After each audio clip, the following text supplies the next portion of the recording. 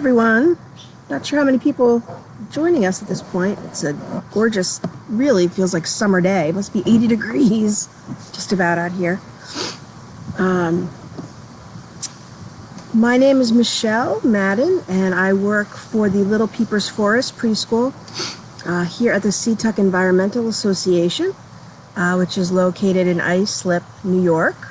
We're on the south shore of Long Island, about halfway between Manhattan and Montauk.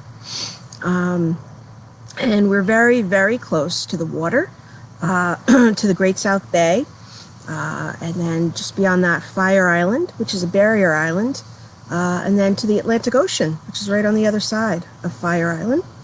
So needless to say, we have lots and lots of beautiful beaches here along the shore and out of Fire Island. Also beautiful beaches on the north shore of Long Island. But the book I chose to read today is about a creature who lives in the ocean. And I'm sure many of the little kids out there, including myself when I was younger, love to try to catch what are called hermit crabs. And so this book today is called A House for Hermit Crab. And this is written by Eric Carle, who's written books you may have heard of, most famously The Very Hungry Caterpillar, but he's written a whole assortment of other books on topics in nature, and he's a wonderful book writer / illustrator. And considering it's almost summer, I thought this would be a good one to read today. It gets us in the mood for going to the beach, enjoying the ocean. So here we go. A House for Hermit Crab.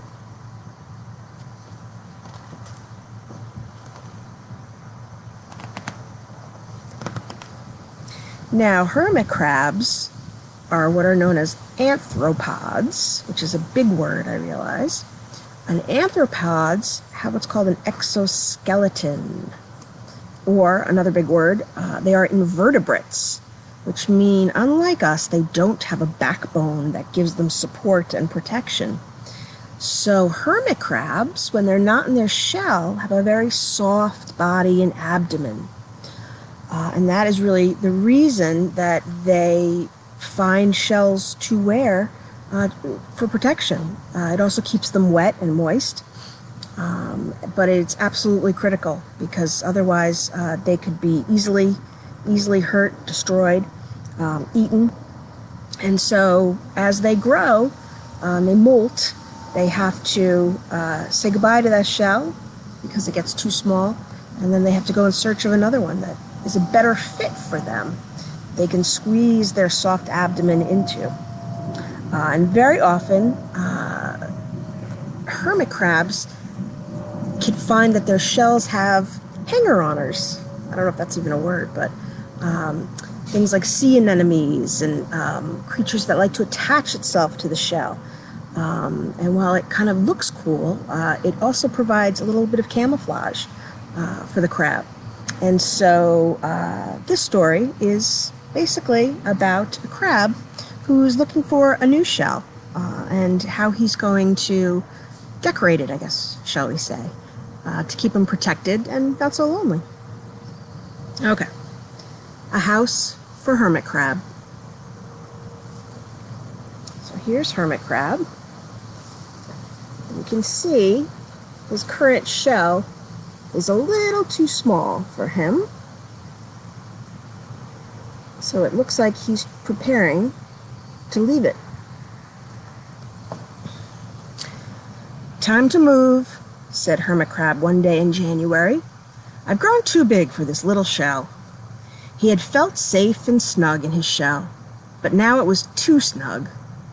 Hermit Crab stepped out of the shell and on to the floor of the ocean. But it was frightening out in the open sea without a shell to hide in. "What if a big fish comes along and attacks me?" he thought. "I must find a new house soon." And so off he goes to find a new house.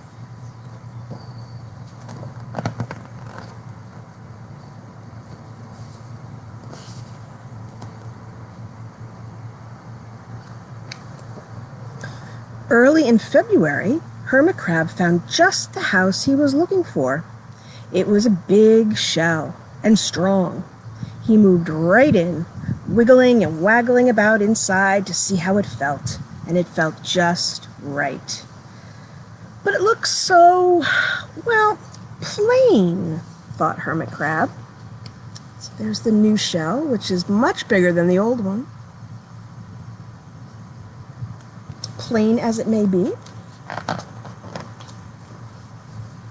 Ah. I wonder if anyone knows what these are called.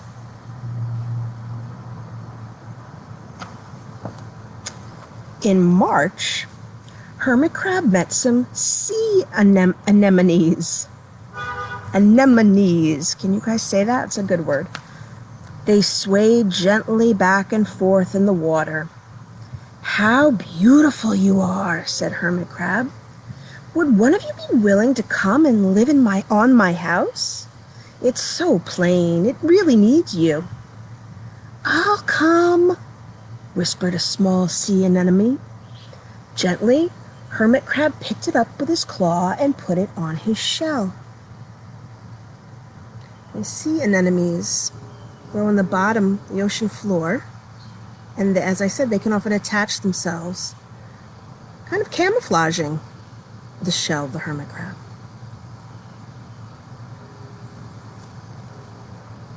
Almost look like flowers of the sea. In April, Hermit Crab passed a flock of starfish moving slowly. There he is. He's got the sea anemone right on top.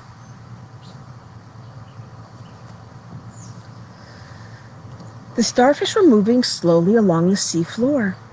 "How handsome you are," said Hermit Crab. "Would one of you be willing to decorate my house?" "I would," signaled a little sea star. Carefully, Hermit Crab picked it up with his claw and put it on his house. Looks like this is the little one right there. So many beautiful things in the sea to use as decorations. Oh. In May, Hermit Crab discovered some coral. I wonder if any of you know what coral looks like. Coral is different than the anemone and the starfish in that it can be very hard and rigid. Almost looks like the trunks of trees in this picture, but doesn't look like that underwater in real life. The coral was hard and didn't move. "How pretty you are," said Hermit Crab. "Would one of you be willing to help make my house more beautiful?"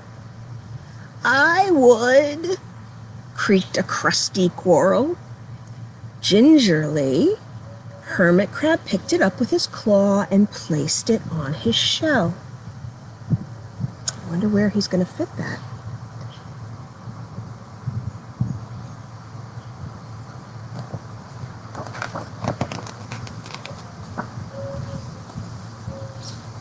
In June, Hermit Crab came to a group of snails crawling over a rock on the ocean floor.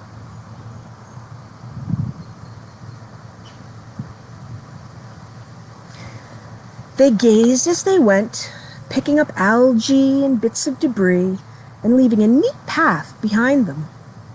"How tidy and hard-working you are," said Hermit Crab. "Would one of you be willing to come and help clean my house?" So he's also looking for folks to help him keep his shell clean. "I would," offered one of the snails.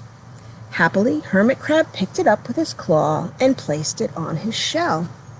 And so now we have the starfish, the sea anemone, the coral, and let's see, soon there will be a snail attached to him who will be helping him keep his shell clean.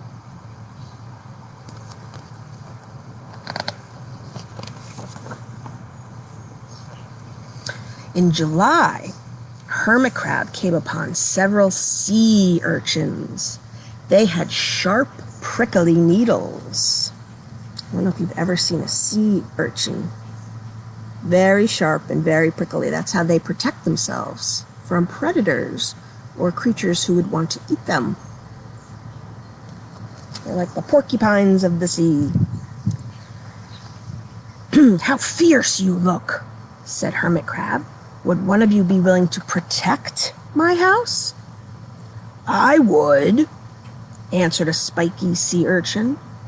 Gratefully, Hermit Crab picked it up with his claw and placed it near his shell. Not on it, but near his shell. The shell is looking pretty amazing so far. So now he has a shell cleaner and a shell protector and lots of decorations. In August, Hermit Crab and his friends wandered into a forest of seaweed.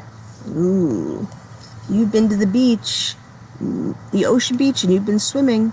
I'm sure you've seen dark seaweed floating in the water, and perhaps you've been able to see it on the floor growing. It's so dark here, thought Hermit Crab. How dim it is, murmured the sea anemone.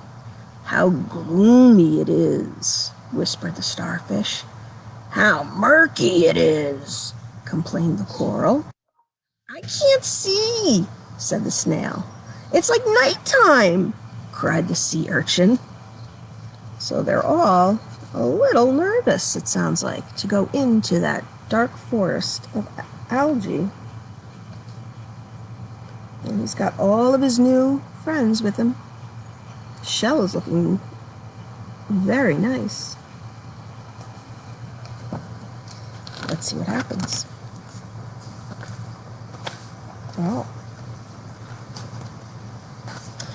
In September, Hermit Crab spotted a school of lanternfish darting around the dark water.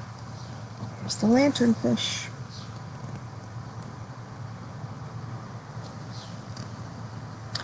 How bright you are, said Hermit Crab. Would one of you be willing to light up our house? I would, replied one lanternfish, and it swam over near the shell. So now he has light.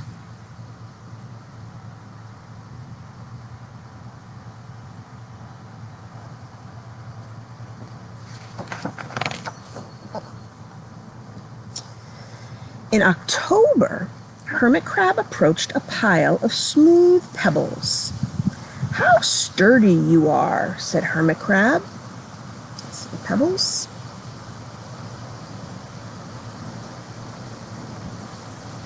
Would you mind if I rearranged you?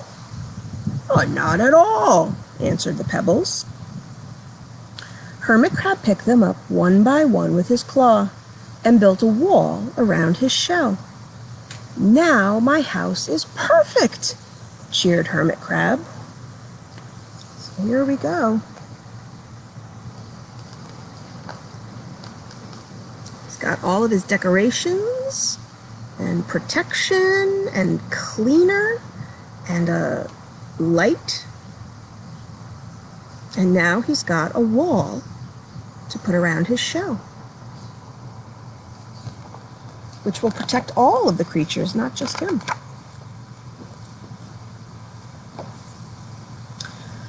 But in November, Hermit Crab felt that his shell seemed a bit too small. Little by little, over the year, Hermit Crab had grown. Soon he would have to find another, bigger home. But he had come to love his friends, the sea anemone, the starfish, the coral, the sea urchin, the snail, the lanternfish, and even the smooth pebbles. They have been so good to me, thought Hermit Crab. They are like a family. How can I ever leave them? There they are.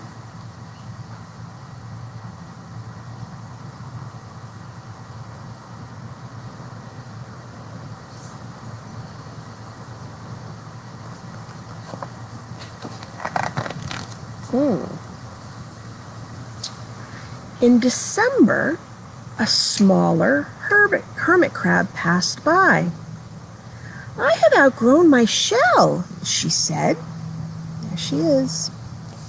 There's her shell she's outgrown. "Would you know of a place for me?" "I've outgrown my house too," answered Hermit Crab. "I must move on. You are welcome to live here, but you must promise to be good to my friends." "Oh, I promise," said the little crab. So the little crab is going to get quite a new home, complete with friends, decorations, security, light, cleaning.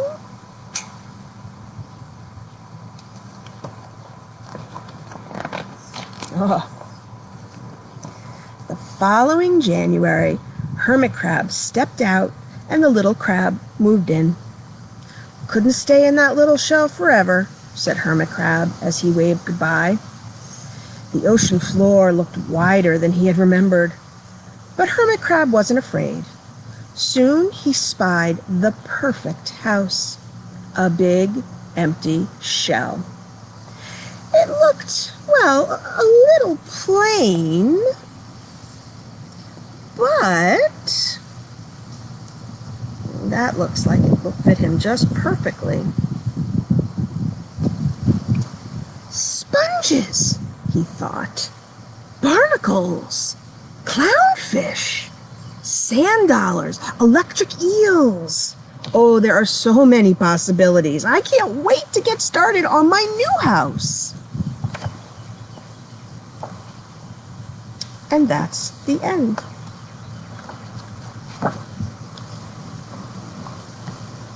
So there you go, Eric Carle's A House for Hermit Crab. I hope you enjoyed that. Maybe now, if you guys get a chance to go to the beach soon, you can search for hermit crabs. They generally live underwater, but they certainly do come out on the shoreline. And especially if they need to molt and move out of their home to find a new shell. Well, that is it for now. Again, I'm Michelle Madden, and I work for the Little Peepers Forest Preschool at the Seatuck Environmental Association here on Islip, Long Island. And I hope everyone is enjoying these beautiful, really summer days. Can't quite call it spring anymore. And I will see you next week, Tuesday, 2:30. And in the meantime, my colleague Mary Miller will be here on Thursday to read another story. All right, all. Be safe. Bye-bye.